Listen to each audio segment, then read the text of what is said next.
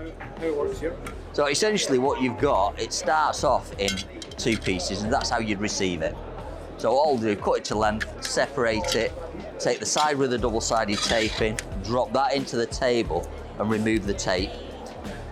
We'll take the fabric that's already cut square across the base, that then will fix onto the bottom rail and stick to. Once it's stuck to, we have a little tool there which will form the fabric in to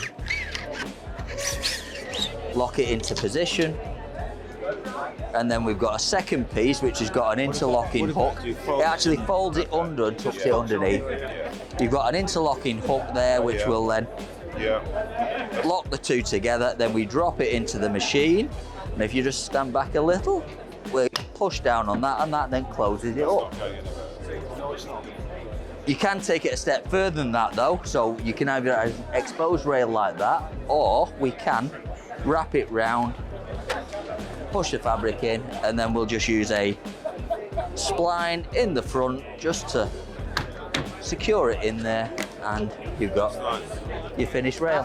That's really from a production standpoint, that takes half the time of covering a bottom bar traditionally.